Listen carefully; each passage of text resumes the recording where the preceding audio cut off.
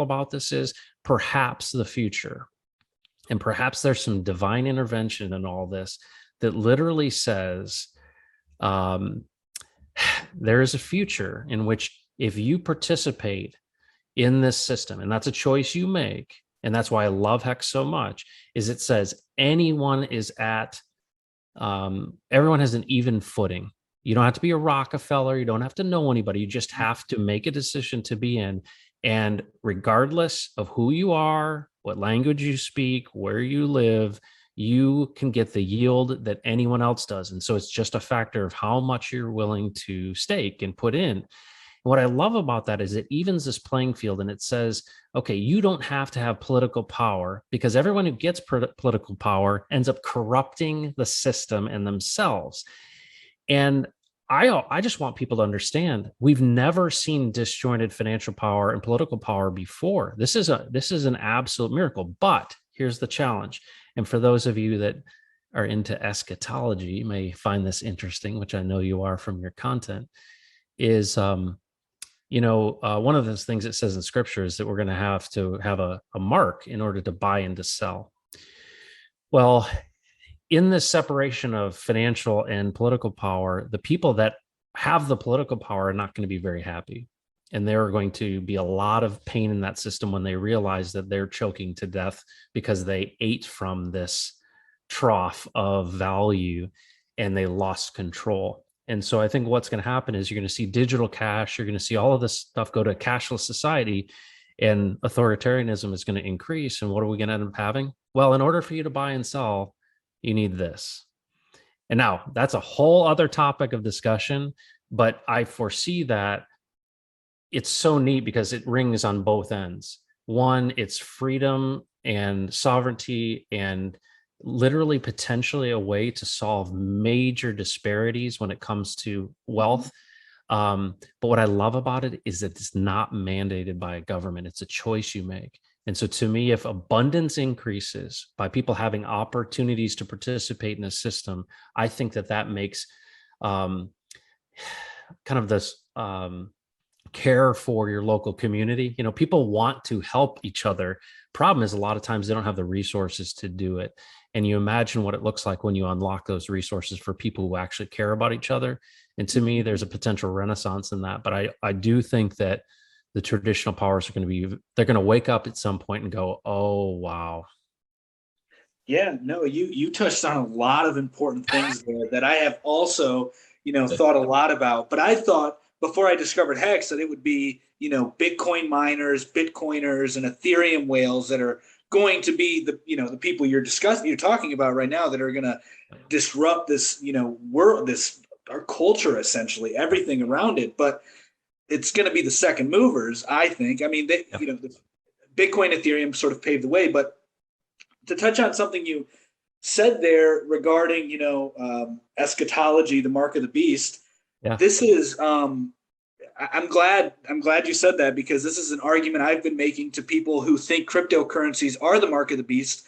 I'm like, no, this is the way you circumvent what the state is proposing to you. Like, it's decentralized. You can just start, like with Hex or with Pulsechain, you can, your own front end. If you are computer savvy, you know how to code, you know how to build things on the computer, you have the ability to do it on your own. Like, you can avoid all the nonsense. And that to me is super liberating.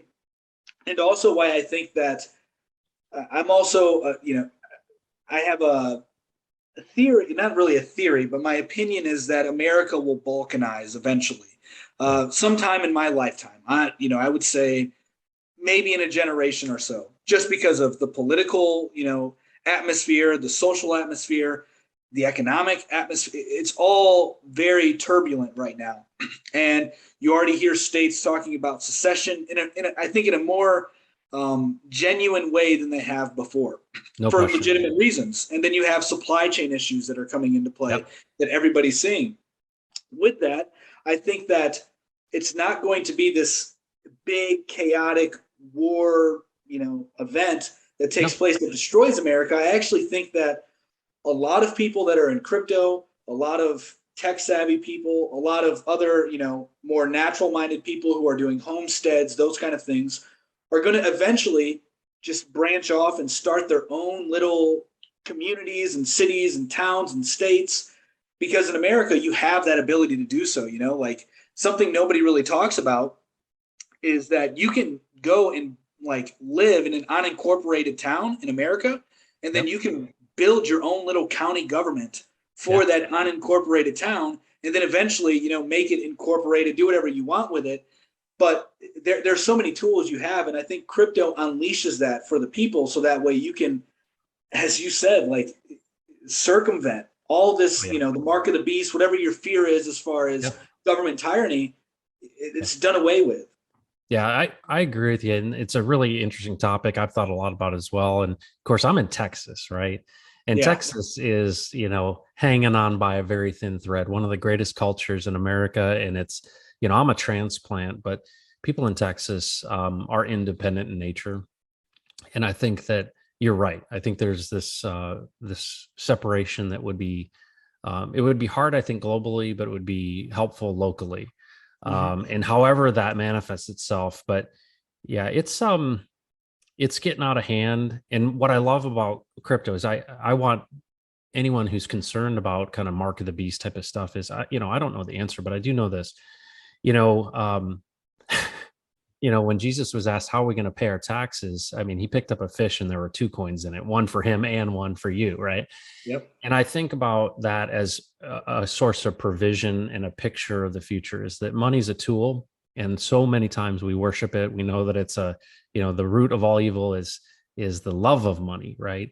But when we have it in its right place and we steward it well, it can be powerful for so many purposes. And so this idea of this big idea of freedom and autonomy and sovereignty increasing, what it really does is it forces you to think in terms of people and communities. And so I watch a lot of YouTube, and I watched this girl named Lizzie Kui. You may have seen her out of China. She works with her grandmother. She makes food. She builds stuff. She's super resourceful.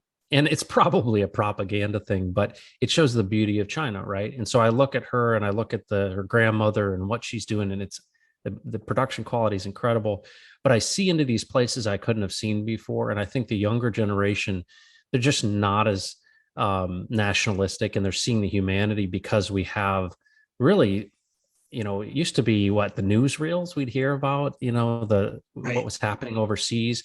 And now it's like you have access to build relationships and friendships. I mean, just like we're doing right now. And I think that that's where the humanity comes out, and it's less um, about this issue of scarcity. And so, I would hope that would make this scarcity